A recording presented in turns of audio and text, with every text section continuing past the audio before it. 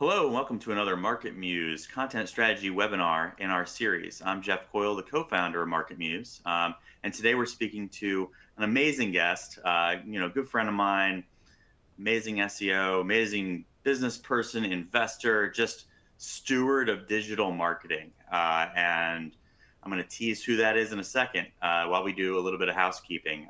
While we're here, ask us anything. If it's directly relevant to our conversation, I may be able to weave it in and ask our guest the discussion topic. If it's not, we'll save some time at the end for a Q&A. And when you go back, you're going to get an email from us with some follow-ups, some links, and also a link to this webinar replay. Share it, tag us, do everything that you should be doing. And while you're at it, go check out our webinar archive. We've got hundreds of replays from amazing thought leaders like Andy Crestodina, Pam Didner on sales enablement, Nick Eubanks on keyword research. So many different webinar replays that you can learn from no matter where you are in your content marketing journey, and no matter what type of content you're building or what sites you're putting out great quality content on. Again, thank you so much for joining us today. Today's discussion is from Black Hat SEO to quality content production powerhouse. And I'd say I'm not going to say I have the best example of Black Hat SEO on here, but I definitely have somebody who can speak the language of investment in digital marketing, owns PPC agencies, search engine optimization agencies, thought leader in the space, James Dooley. Thanks for joining us. Currently the founder and CEO of Promo SEO, but you've got a lot of things going on. Can you give us a little bit of details, kind of how you got to where you are, what you're currently working on, and your current mission? Yeah, so it all started from owning a construction company back 15 years ago, and I realized I needed inbound inquiries. So I needed a website, needed to rank the website, and then from there, I got into the realms of SEO. Started to rank. It took me quite a while. I failed miserably for many years. I ended up going down the road of being the Black Hat route because that seemed to be working the best back then with like Warrior Forum and Black Hat World and stuff like that. And I just did what worked. And I wouldn't really call myself a Black Hat SEO back then or a White Hat SEO. I just call myself a return on investment kind of hat SEO. And then from there,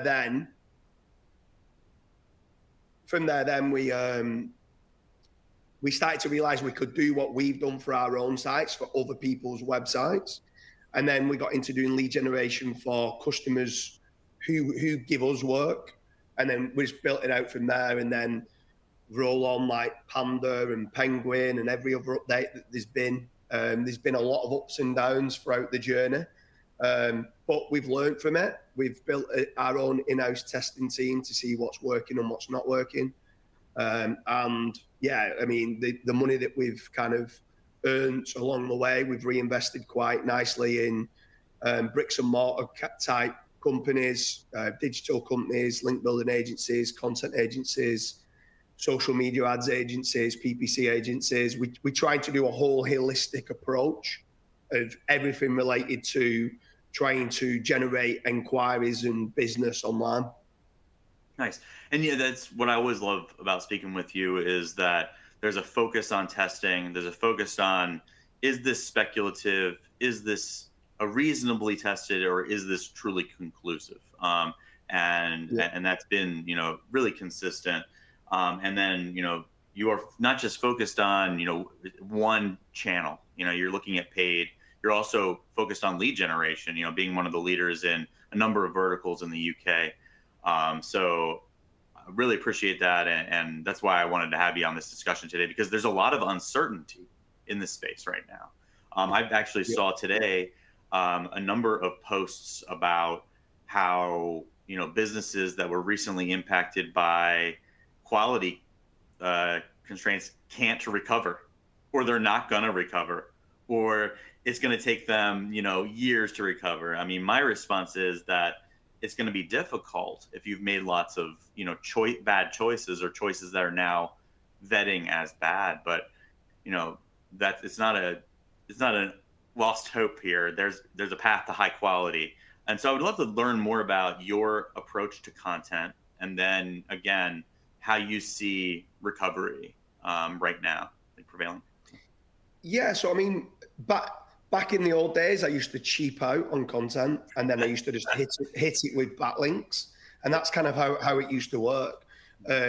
Roll on to today's algorithms, and with regards to NLP and the passing of keywords and words that are needed on the page, Google have become a lot better at understanding intent and content in itself. So now you've got to make certain that you're looking to do quality content, not just on the single page, but topical authority, and having lots of different topics all being covered in a nice format, clustered together very nicely. So I think we've used pretty much every single one of your competitors when it comes down to content optimization tools. I remember back in the heyday, I used to think, oh, MarketMuse is expensive. I could just use another tool that could do what you do. But the truth of the matter is, and this is why I'm on the podcast, is because I'm a massive advocate of MarketMuse, the topical modeling system of what it uses. It's not just copycat content.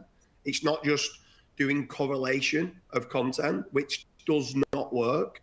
And I think people have ridden the kind of waves for a few years of copycat content. And I think Google have done a good, in my opinion, and do you know what? I'm going to get a lot of grief for this. In my opinion, they've done a good job of clearing out a lot of copycat sites. So if I clicked on #1 result for best 10 lawnmowers and I didn't get what I wanted, and I clicked onto the #2 result, and it gave me the exact same list and the exact same type of content, I didn't like #1 result, so I'm not going to like #2 result neither. And then #3 results copied from #1 and #2. So Google's got to put a diverse kind of set of results in there. It's got to have some Reddit kind of discussion forums and stuff like that. And there's a lot of people slandering them at the moment. And I feel like there's times where there's certain results that might not, shouldn't be there maybe. But actually all these people, it's like, some people I'm asking who've built these niche websites, I've said to them, have you bought these 10 lawnmowers? This has just been one of the examples that you're reviewing. No. Right. So you've literally not bought any of them. You've not used any of them, but you want to rank #1 for best 10 lawnmowers, even though you've never used one of them, and you just put it in order of who pays the most affiliate. It's like, you don't deserve to be ranking, right? And then they've just done copycat content. They've just, if anything, and obviously off this conversation, me and you've had several conversations about over-optimization of content. Obviously, I've got my own in-house testing team, and this is why I'm continuously trying to talk to people like yourself that's got a lot of data. And that's what seems to be recovering sites. If anything, I'm on the lookout at present for buying sites that have been penalized. And it's because these people have built sites on quicksand. They've cheaped out exactly what I did 10 years ago. They've cheaped out on links. They've cheaped out on content. They've got a lot of content out there. Is it recoverable? Absolutely. Of course it's recoverable. Everything's recoverable. Is it easy? No, it's not. But if you understand what good quality content looks like, and you can turn around and build an actual brand behind the website and build good quality clusters, nicely internal links, and get the right topics on the page, then it's recoverable. Yeah, I mean, I can't shake my head more on most of those topics than I did, but it's tough right now because it could be a lot of work, or it could be not a lot of work, and the stress of not knowing how much work it's going to be to get your house in order. But it's, you say it very elegantly. It's, if you know what quality content looks like, but it goes into, I always like to say you don't deserve to be there at the bottom of the funnel unless you were there at the top of the funnel. But it speaks to your best lawnmowers example. And I believe we had a webinar speaking specifically to reviews content and how it was impacted. And I've been preaching on top of the soapbox for about 4 years on this. It said, no, it's not a good idea that your dog ate all 10 of those different dog foods that day. They probably, your one dog shouldn't have all 10 of those dog foods. And so if you're a one-person show and it's highly likely you haven't tasted it. And when you're discussing how delicious that dog food is, I know you don't really have that experience. And so, you get into the lawnmower example. No, you didn't. It's so hard to build a real product testing framework. I used to manage notebook review, storage review, a number of sites. I managed the traffic through those sites, and we had to have a lab, right? Real tests, proof of those tests, right? That's the stuff that's going to win in the long term. And in the short term, you shouldn't be surprised that I call them stock blurb link pages, stock imagery, little blurb, affiliate link, stock imagery, little blurb, affiliate link. Doesn't have longevity. It's great that you made money when you did, but it's not the future. And what other types of page structures would maybe at one point, we talked about roundups, reviews, maybe aren't going to have that type of longevity, but maybe had some strength at one point. So there's lots back then. I mean, programmatic SEO, like literally duplicated content, used to work great. You could literally do duplicated content, hit them with links, and it used to work. There was lots of different where you could do white text on a white background. You could put lots of keywords in div tags, in alt tags, and all this. There's lots of ways how you could manipulate getting entities and keywords and skipgram dominant keywords and stuff like that in the page. But the truth of the matter is, like you said, if you've not got the top of the funnel, you shouldn't be ranking for the bottom of the funnel. You should be trying to cover everything. And not only that, is that time on site of people clicking through to those different pages and that user experience and the behavioral signals that is happening. Also, the top of the funnel kind of articles are the ones that seem to get you most social shares, that seem to get you the most traffic, that seem to get you can then do videos, you can do unique images. Those unique images get used in a lot of other places, might get you natural backlinks and stuff like that. So it's just about doing, and this sounds hard, and to be fair, nowadays it is hard. But if you're looking to grow a website online, you've got to treat it like a real business. You have to do good quality images, good quality videos, get yourself a full topical map being created, which is via good keyword research. Make certain you're covering the topic in its entirety, categorize them nicely together and cluster them, and then use tools like MarketMuse, which is going to give you, using stuff like MarketMuse gives you the cheat sheet to get you what is needed. It was only when I properly started to dig deep properly into the inventory section and I put the site in, and yours is the only tool that I know that efficiently tells me my topical authority score. And what I love about it is how I can load in my website, put the keyword there, and check the keyword difficulty that is ran against my own website. Everyone else runs it against tools like Ahrefs or SEMrush, and looks at the keyword difficulty and the DR of the website and looks at a keyword difficulty score. No one's even looking at with regards to how quality is that content and how good is that topical authority of that whole domain. And yours does that. And then what it does is it allows you to make certain that you're going, what's going to give me the best bang for my buck? Right, if I go and create this page on my website where I've already got some topical authority, I'm going to win. I'm going to create this page and I'm going to rank pretty much position number 1 very, very, very quickly. And that's going to get me traffic. And then there's certain things where you can move through your traffic tiers. And traffic is a huge indication to Google of trust. And then it allows you to work through and then start going after the more difficult keywords. But nobody else talks about this topical authority score. And it's so key to get the growth of a website. Otherwise, too many people are going after the really difficult bottom of the funnel terms to start off with. And then they're demotivated because they're not ranking. And I'm like, you've got so many easier ones to get going and get the traffic for. You get the historical data which then funnels through to then go after the more difficult keywords. No, I think you've really nailed that, and it's increasing your efficiency rate can have impact on your confidence. Like you said, you get demotivated because you're firing at this, and why isn't this working? Because you can't be the best solution for pricing for 7 different types of product overnight. You have to put in the labor of the love of all of the pieces.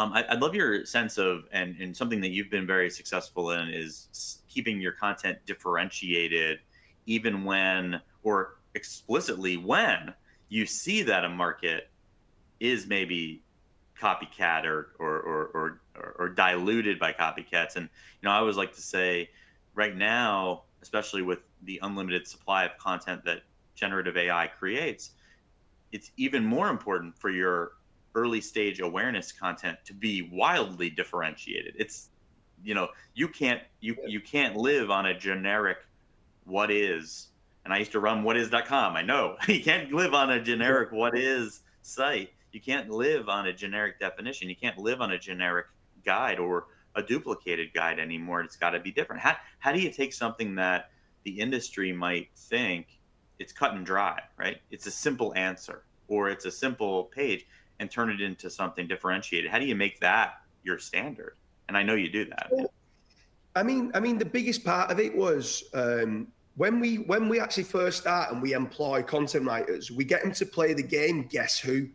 And Guess Who's where you're trying to guess. You've got a game and you've got all these people in front of you, and you're saying, "Oh, have they got blonde hair? Have they got glasses? Have they?"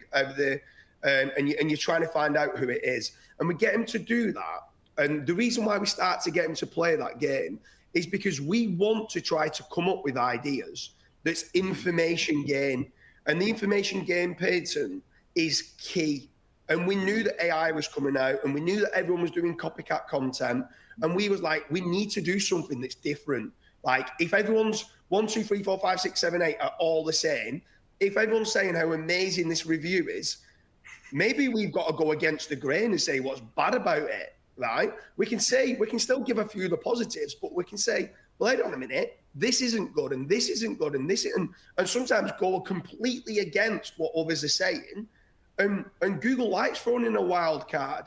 And especially when you're only 1 or 2 or 3 others that are saying that you don't like X, Y, and Z about it, and you're doing like sentiment analysis and checking to see both sides of the argument.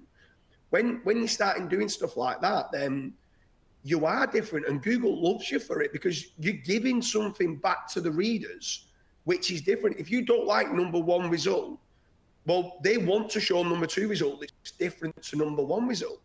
So be different. Don't just solely do AI content. Make certain you've got a tone of voice and the brand voice that you're going to kind of give your authority. So people want to come to your site for the reviews because you give the most honest reviews that there are out there, not just, yeah, this lawnmower is amazing because I earn affiliate link. Yeah, this lawnmower is amazing because I earn affiliate commission. Yeah, this lawnmower is amazing because I earn affiliate commission. And that's what majority of them was doing. Yeah, it's right on. And I think that you gave a great example of a point of view. Having a point of view at all is critical, right? And then is it differentiated? I think that's where the human in the loop components become so critical. So you can use artificial intelligence to augment these processes, but they should be injecting your point of view, or you should be making sure that it follows through. So I love the examples you use because it's, if I land on this page, I don't get what I expected. That's critical. You don't make a decision. These are the best lawnmowers, and you don't actually tell me what you think the best lawnmower is. That's a huge red flag, right? You don't have an opinion. You're not actually following through. And then does this query deserve an experience? I think that's what you got. That's what you need to be thinking about. So did you actually have to push that lawnmower, or are you acting like a journalist? Like, can you prove that you actually talked to people at the lawnmower companies or somebody that did have that experience where maybe you can't feed all of those 10 dog foods to your dog, which you should not do, but you actually did the work to know whether they actually are good dog foods. So I think that talking about product reviews, but this is a fit for anything, whether you're in B2B SaaS, Why is your definition of this topic blue ocean for your SaaS company? How does it represent your business, right? When you write differentiated content, it should also be IP that people can't replicate, even though it's in plain sight. So that was what you referenced, like your experience with the lawnmower. I can't steal it. I can't pretend I had that experience, right? And be authentic. And have you had any experience with, situations where maybe you've been tempted to not be authentic, or people have given you advice to not be authentic with these things, just like pretend you actually reviewed them? What's been your experience with that? Yeah, I mean, if I'm being honest with you, back 7 or 8 years ago, I was doing affiliate sites, and I was doing it exactly the same way as what everyone's doing now. I was building sites that, here's the best gaming chairs, and I'd not once bought any one of the 10 gaming chairs. Here's the best 10 lawnmowers, here's the best 10 hedge trimmers, here's the best, and even we're in the casino market, here's the best casinos. And it's like the casinos only just come out yesterday, and we're like, oh, we've got all this experience on this casino. And we're like, we hadn't, right? And you could see right through it. And with our R&D testing team, and the biggest one that we came across, which is off-page kind of solutions, is we actually built up our own social media team as well. And what we tried to start doing is we'd have people that was living in Reddit, Quora, on Pinterest, sharing stuff on Flickr, in LinkedIn, on Twitter and stuff like that. And what we'd start to do is, if there was, let's say, a new casino site had come out, we'd start to do a poll on Twitter, and we'd try to start saying, what's your thoughts about this casino, right? And we'd send it back to our review page. And that traffic from Twitter that we was getting was actually helping our review page rank as well. But actually what we tried to start doing is we'd set up discussions in Reddit and in Quora. What do you think that this brand could do better? And when people was coming back to us saying that stuff that they didn't like, we would put into our reviews as disadvantages. But we was linking through to this forum. And people was going back and forward from the forum and engaging with it. And in a way, we was getting free content. And we was allowing the whole community to give their honest opinion. If someone's won big money, we'd say that they'd won big money. If someone didn't get paid out for 2 weeks and they had to verify the ID, we were saying, make certain you verify your ID. So all this information wasn't even, there was no correlation. Nobody else had got this information in. It was all real information from online and social media that we gathered from our groups, and the traffic back to our site became the most authentic. And we kind of fell into it, I would say, almost at the time, because the traffic was helping us, we was doing it more. And as we started to do it more, we naturally got more information gain, if that makes sense. And this is where I'm a massive advocate now. This is where it's come from being a black hat SEO to a content production powerhouse. We're getting so much content, and we're getting asked so many questions now that we're like, I don't know, if we're being asked this question on Reddit, surely someone's asking Google as well. So then we'd start, even though search volume might show 0 in your kind of keyword research tools, we would write articles because we know people was asking those questions. And before you know it, these 0 search volume keywords was getting 1,000, 2,000, 3,000 monthly searches on the page and stuff. So we then was the first to write about it. And then we then getting that information gain of new content that's then obviously going out as well. So yeah, it's worked really well for us. Well, I mean, you're describing community or user-led journalism, or an editorial team who embraced that a decade ago. Those folks are really happy about themselves right now, right? They're like, hey, but it's not necessarily because that content's being boosted now. It's just being treated fairly. I mean, over time, it will also be stratified by good and bad. That's Google's job, right? They have to figure out what's good and what's bad to them at this moment. You may like it right now, you may not, but for a long period of time, those types of sites were not being treated fairly. Now, the realization that they are producing potentially high quality content and low quality content gives them a unique challenge. And that's what you're seeing happen right now is but you've got to be careful though, right? If you're living and dying by user generated content, your moderation becomes king. And maybe your site about that casino is also about, speculative stock picks.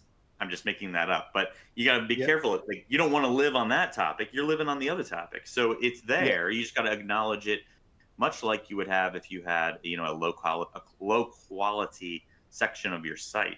And that's something people aren't used to. Nobody's been moderating those things. I love your example of creating those discussions. And I think some folks are looking at that on first glance and they say is that a black hat technique? Why would it be? Why would that be considered a black hat technique? A great example of that, over a decade ago, in SEO, I think it might have been the original, I forget who originally said it, was, can you create a situation where you're answering the reader's next 5 questions, right? Yep. Or you're stoking them with additional questions to be part of the community. In a publishing site network that I worked on and managed, while you were reading, you were hit with important next questions for discourse, and it would actually stoke value through that publisher. And what that actually did, even 10 years ago, was it made our top of funnel stuff rank well. Just so you know.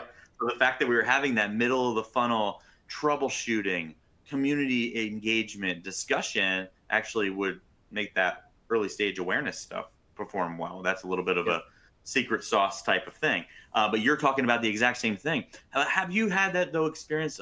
You said casino. Have you had the situation where you've validated with all of your testing that there are some toxic zones or zones that get treated differently than other zones? It's a question that I just for sure. I mean, these you've got to be very careful, obviously, with compliance and stuff in the casino market. So UKGC and stuff like that, UK Gambling Commission. So you've got to be careful on that front. But then also the casino industry, if I'm being honest, at some point I need to leave it because it's so negative in negative SEO attacks, spammy links being sent through to you, fake traffic like CTR bots being hit.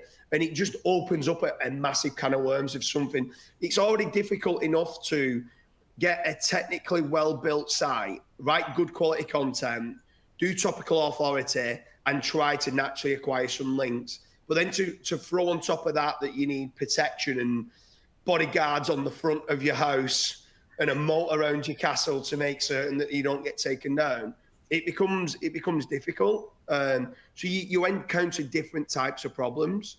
But yeah, it's or if you have got a Reddit or a Quora kind of a URL discussion ranking, you get loads and loads of fake accounts coming spamming those kind of discussions and stuff like that. With like trying to hit a load of affiliate links or porn links to try and take it down. So you come across quite a lot of different issues along the way, if that makes sense.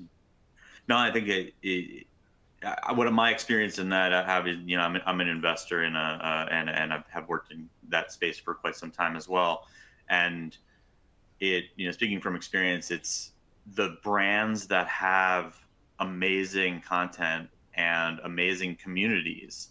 Some of them dropped their communities, right? They were just like, I don't want to manage this thing. And then realizing, brands that have amazing communities and amazing content and great brands, like you mentioned, are now, in this kind of a chaotic discourse, are worth a lot more than they were. You're going to start to see large brands buying communities, even more so than, especially in some of the fringe industries and some of the more aggro, high black hat zones. So that's just something, a little prediction for 2024. A lot of legitimate companies are going to get bought. A lot of legitimate communities are going to start getting bought. It's a great time to have been ahead of the game in caring about social, caring about Discover, caring about other channels, because those are the ones that are going to be exciting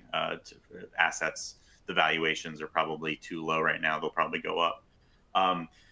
And like you said, though, buying or investing in distressed property or penalized, or ones that have degraded. I hate to say penalized because you don't know unless you've done the research of whether you are penalized or you've just been, you had your screws tightened. How do you think about that? How do you go about justifying that? And is it based on the fact that you know how to create high quality content, and so you're kind of betting on yourself? Yes, there's a few different factors. I don't want to give the game away too much because I'm going to come across with I know, a pretty crazy question to ask. You don't need to answer it in full, because if I had your answer and switched it with mine, it'd be a good thing, right? Yeah. No, I mean, to be fair, I will answer it. I'll answer it as open as I can. So sure. There's a lot of sites that I know you're saying you don't like the word penalized, but I'm on about completely not ranking in the top 100 for any keywords anymore. In Google, they've absolutely been decimated, right?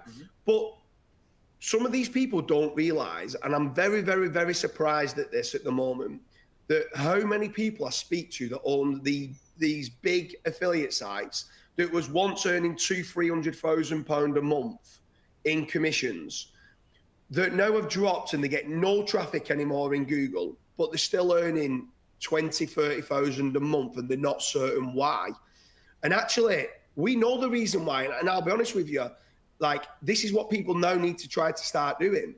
They need to make certain they've got Bing webmaster tools set up, because yes, Bing is nowhere near as big as Google, but the amount of traffic that you also get from Bing is pretty significant for a lot of industries. So sometimes what we're doing is we're buying certain sites now that have been hit by Google, knowing that just even if we couldn't recover it in Google, we would get our money back in 2 to 3 years just from Bing traffic. But then, yes, we are recovering them, and we're recovering them by de-optimizing certain money pages that are over-optimized, using certain tools like Phrase and Surfer SEO and all these other tools where they've keyword stuff. It reminds me back 5 years, 6 years ago of over-optimization of anchor text on backlinks. And now what they've done is they've gone and hit keywords on the page too many times because they've used a content optimization tool that says correlation tells you need to get the word best on the page 23 times. And it's like, no, you don't. You don't need to get it on the page 23 times. But because this tool told them that that's what they need to do, they're over-optimized. So by de-optimizing that content, by actually deleting certain pages. So some of them have gone too wide. You can't be a jack of all trades. If you can't be the best gardening affiliate about lawnmowers and hedge trimmers, but then also be the best about gaming chairs and mouse mats.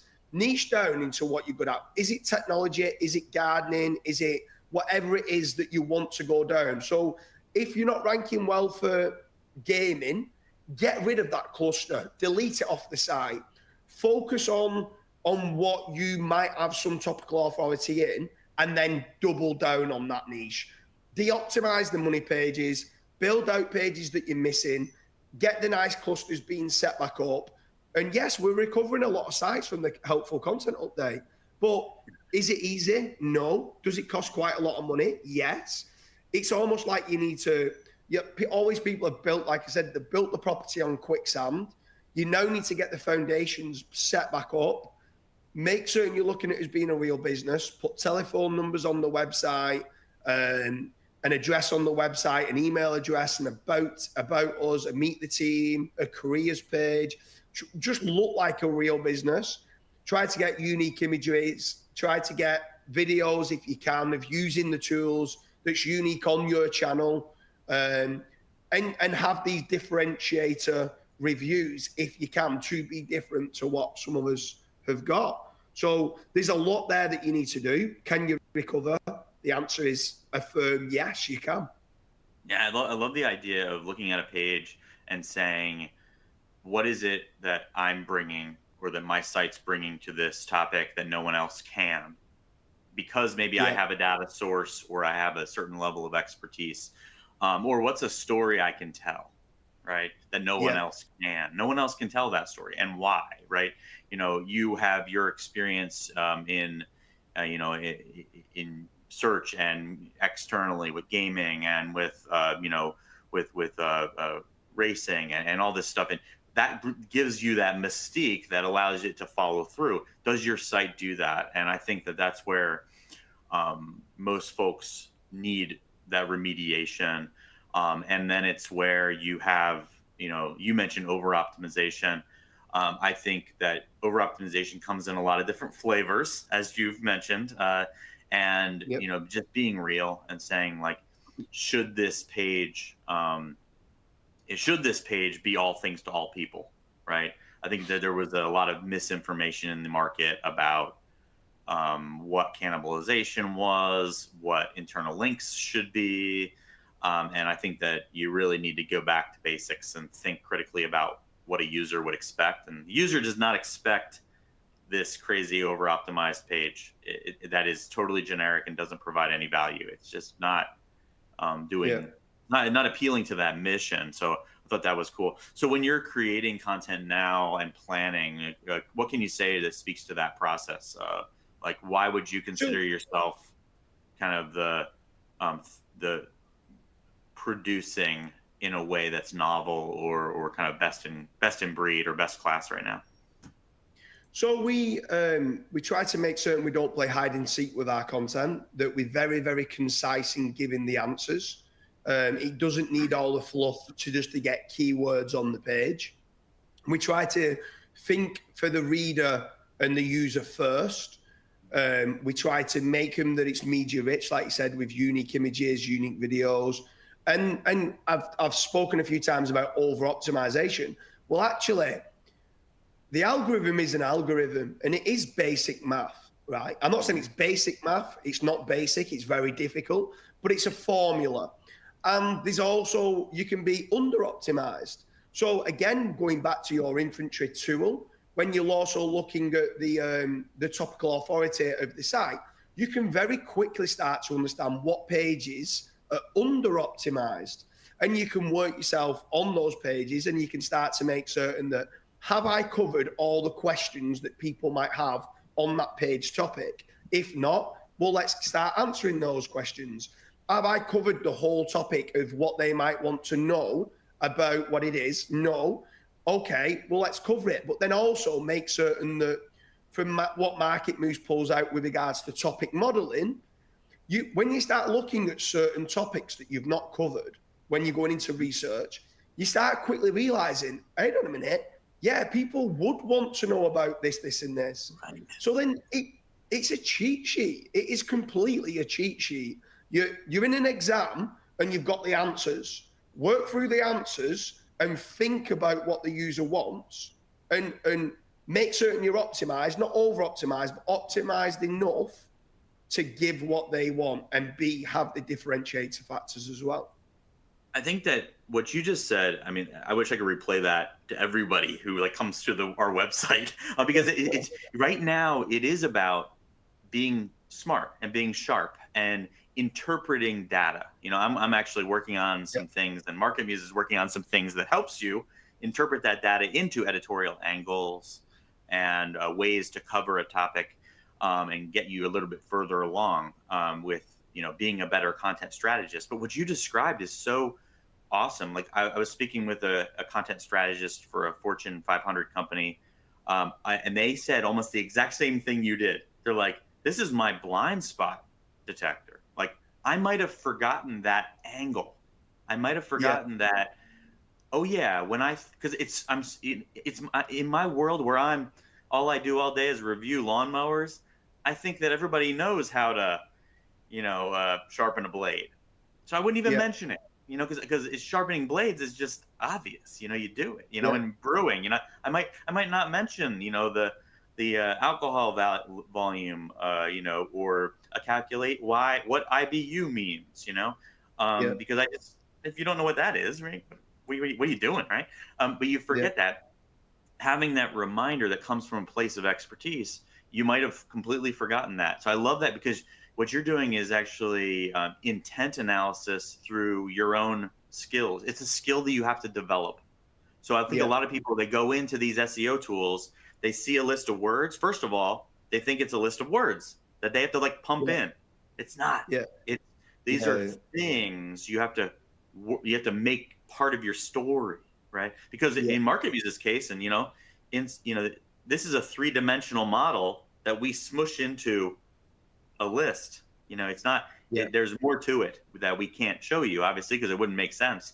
It wouldn't be easy for anyone to interpret. It's already hard enough. But I love the way you described it, because you're taking words and you're turning them into something that means a lot to your reader, versus peppering in 15 keywords into the page. And there's a big difference to that. And I love the way you described it. It's very intuitive to me, but it's not intuitive to everybody. Yeah, also touching upon that, something else that we failed miserably at previously when we was using, and we was actually using MarketMuse, which in my opinion, and I'm not saying it because I'm on your podcast, it's the #1 content optimization tool. Yeah, we was failing miserably, right? Using your tool with our writers, because we was doing exactly what you just said. We had the list of keywords, or the list of topics, and they were just trying to work it in, and they're just slamming it all in the introduction and in the summary, and there wasn't properly breaking it down of where it needs to be at. And now we spend more money on getting our briefs to our writers to be bang on, and make certain that we're covering the source context. So what's the context of the page? What's the desired outcome that we want from this page that makes it different? And making certain that we've got the right headings in place, that our writers now can't do any wrong pretty much, because we've given everything that we expect to see. And it means that we've had to spend more money on the front end, but it means at the back end, we have to do a lot less kind of progressive optimization, because we've got it in the front end set up. Our writers love it now. They're getting through the content a lot faster, and they've got all the topics that they need to on the page, and it just works. It's seamless now, where previously, when we just give them the list of topics to go after without a proper brief and without the context of the page, it became difficult. Yeah. Well, I'd like to, you said one of my favorite words there, context. A lot of people have a hard time taking that to action and into editorial actions. And I think that's where, we have to be you have to look yourself in the mirror. You said it before. It's, how much, what has your existing content told the world? How much content do you have? Is it high quality? Has it built authority for you? How does that influence difficulty? Which means that I know how much work I need to do, right? I need to build 50 pages on this because we don't have any existing power here. We got to try to build it, and that's speculative, right?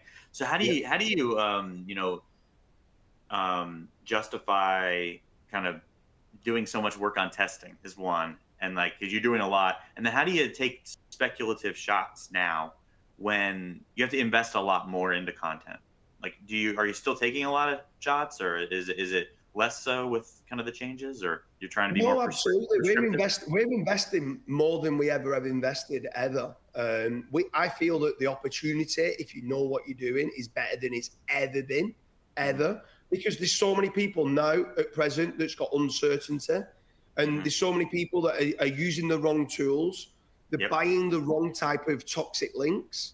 They're thinking they're doing topical authority, but the keyword research and topical maps are not properly set out. So they're not using even without using any tools, just using stuff within Google. People also ask related searches, the auto suggest. So type in your keyword A, type in your keyword B, seeing what shows up, working through that, understanding then. Yes, go and check in what's ranking and seeing what headings they have. And you might go, yes, do you know what? I quite like that heading and that heading and that heading. And getting all the best bits from your competition. I'm still an advocate to see what's ranking and check the intent that what Google likes and getting their best bits, but then being better. And that's the most important part. Then becoming better, then using a tool like MarketMuse to make certain that they can keep you in check, to make certain you're covering all the topics that need to be on the page. And then it's just rinse and repeat. And yes, you're saying it's expensive. It is expensive, but it's very lucrative as well. If you can recover a website, or you knowing it's, do you know what's more expensive? Spending 100,000 on a site and it not ranking. That's more expensive. Me having a team and me understanding that I need another 50 pages, that's not expensive. That's making certain strategically and mathematically we're doing things that works. If my testing team didn't know what to do, then it's expensive. Trying to do SEO and not knowing what topics I need to cover becomes expensive. Me doing what we're doing now, yes, we've got a big team, but it's not that expensive because we know the direction that we need to go. And I couldn't think of anything worse now than being blindfolded and trying to do things that I think is the right thing to do and wasting money. Because there's two things one thing I hate even more, but one thing I don't like doing is wasting money. The next biggest thing is my number one pet hate is wasting time. I have a limited amount of time and I cannot waste time. So I need to make certain my testing team are testing for what's working so I can move forward, be at the front of innovation with regards to what's working with SEO. And then it allows all my different businesses to grow, my lead generation sites to be working. And yes, it's not cheap, but it's cheaper than not having a site that's not ranking. Right. Wow. I mean, that's said very, I think it's just hearing it from you is because you're not saying you win every time, right? You're not saying that you're not saying that it's not hard. I mean, but it's worth the investment, and the speculation is the pain. I mean, I want to get as much information as I can. I use lots of different solutions, and I am, meticulous in how I analyze search results. I've just recently added some things to our search results where you can pull filters and refinements and knowledge cards and knowledge graph data and sticks and VEDs and all this fun stuff. Because I'm meticulous. Like you said, I want to see all of what's there, not so I can, copy it, but so that I know maybe I wouldn't even have thought of this particular angle. And there's nothing better for me when I'm dealing with a competitor who over optimizes content, and their content package is basically, and I call it the sort descend in Keyword Planner, right? They walked through the list of keywords by search volume, and they wrote a page for each one of those keywords, right? Because it's just, those are the easiest competitors to beat. And that's, to me, you kind of walked through the other way there, is to say, I want to be thoughtful, I want to be differentiated, and I can take a site that was broken and fix it, or I could also start that from scratch. But I have the same level of confidence because I understand, what my team can do and the testing that they can execute. Cool. Well, I've got some awesome questions coming in. What industries are you thinking about, James? What industries that you might not have been thinking about building content in would you consider in 2024? Good question. Thank you, Ian. I'm heavily at the moment going into artificial intelligence. I just want to try to make certain that I'm at the forefront of innovation for artificial intelligence, to make certain that it's not easy for others to catch me up. I'm not saying I'm doing artificial intelligence across my sites for link building and content. I just want to know quite a lot about it. So I'm investing quite a lot of like AI imagery, AI videos, some AI content brands, and I'm doing a lot of testing on that. So that's something that I'm pretty big on in 2024. With regards to industries for lead generation or products and stuff like that, I'm already in over 600 different industries. So it's not really new industries. It's just seeing what sub niches within an existing niche might be making them the most money. So like I'm in, let's say, plumbing, and then you realize that the plumbers, they make the majority of their money doing commercial wet rooms, not doing shower rooms in residential, and commercial's a bigger market. So you go into commercial wet rooms. For roofing, I do heritage roof. I do all different types of roofing, but I do heritage roofing is the most profitable. So you start going down a rabbit hole of what niches are going to make you the most money. So I wouldn't really say it's new niches. I'd say it's more digging down into sub niches is kind of where I'm at for 2024. Cool. What has been some, and obviously I'm working on lots of things with artificial intelligence, and we're building an entire platform that relates to cluster analysis and prioritization right now, content strategy, lots of fun stuff in the works. What are the things that you've been surprised with? I think using imagery effectively can be an amazing win. I mean, the days of stock, low quality stock, I don't know why anyone would use low quality stock right now. There's just oodles of different better opportunities. But what are some other things maybe that you've been surprised by and have been able to adopt quickly into your process? So there's several different things of what I've been very, very, very impressed with AI. So one of them being imagery, like you said. Another one being getting a collection of data, big source data, and then getting AI to come across and give me unique data sources that I can use, that I can get out there, which is unique and differentiator. The information's already out there, but I'm presenting it now in a format that's never been presented before. So I'm now the data source for that information. That's huge. Faceless videos for certain like local lead generation sites. Because I want to make sure I'm being seen in Google web search, in Google images, in Google videos, in YouTube. I want to be seen everywhere. So the AI videos are working great. And then the big one is, I don't know whether I'm going to send it out to the public or not. I've got an AI rewriting tool and it's called Revive. And I've got it's only for internal use at the moment. And it's actually de-optimizing content. So it's getting an existing article, it's getting all your topics of what you have, and it's de-optimizing content. So it's strategically looking at what words are used too many times on the page, removing those out and just reworking that content, removing any contextless words, removing any fluff. So where people used to go, this needs to be a 4,000 word article. Well, no, if you can write that in 3,000 words, but getting all the main entities and the information density is great, do it in 3,000 words, not in 4,000 words. And we're kind of doing that quite a bit as well. And these are for the sites where we're looking to buy the sites, de-optimize certain pages, delete certain pages, try to get better like data sources, AI imagery, AI videos. There's a lot of like different things of what we're doing. But I'd say the biggest one is using it for data is key. Wow, that's killer. Wow, that's the best answer I've heard from anyone on those types of questions too. I love the idea. I used to call MarketMuse the fluff finder optimized, because if you were scrolling through a paragraph and it had nothing highlighted, it probably shouldn't be there. Or if it was like way over optimized and it was heavy green or heavy highlights, that probably was something I want to investigate. What you want is like, you're in a conversation or in an article, you're probably going to mention a couple things in that paragraph.